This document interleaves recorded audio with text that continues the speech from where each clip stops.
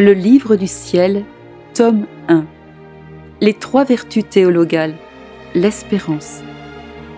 En examinant tout à partir du commencement, je peux dire que quand Jésus me parla de l'espérance, il me fit comprendre que cette vertu fournit à l'âme une couche protectrice qui la rend imperméable aux flèches de l'ennemi. Par la vertu d'espérance, l'âme accepte tout ce qui lui arrive avec paix, parce qu'elle sait que tout est décrété par Dieu, qui est son plus grand bien. Comme c'est merveilleux de voir l'âme habitée par la belle vertu d'espérance, ne se faisant pas confiance à elle-même, mais uniquement à son bien-aimé, ne s'appuyant que sur lui. Pendant qu'elle affronte ses pires ennemis, l'âme reste reine de ses passions avec simplicité et prudence. Tout est en ordre dans son intérieur.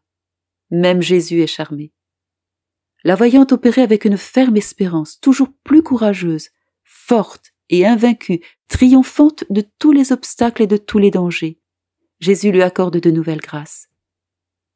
Pendant que Jésus m'enseignait ainsi, il communiqua à mon intelligence beaucoup de lumière. Pendant que j'étais complètement immergé par cette lumière et que je réfléchissais pour trouver de quelle manière la belle vertu d'espérance nous aide, cette lumière se retira de moi. Je ne peux pas dire combien de choses j'ai comprises. Je dirais simplement que toutes les vertus servent à embellir l'âme. Cependant, par elle-même, l'âme n'a pas en elle les semences. Après être née et avoir grandi en elle, les vertus lient l'âme fermement à Dieu. L'espérance dit à l'âme « Rapproche-toi de ton Dieu, et tu seras illuminé par lui. Approche-le, et tu seras purifié par lui. » Quand l'âme est investie de la sainte espérance, chaque vertu y devient ferme et stable.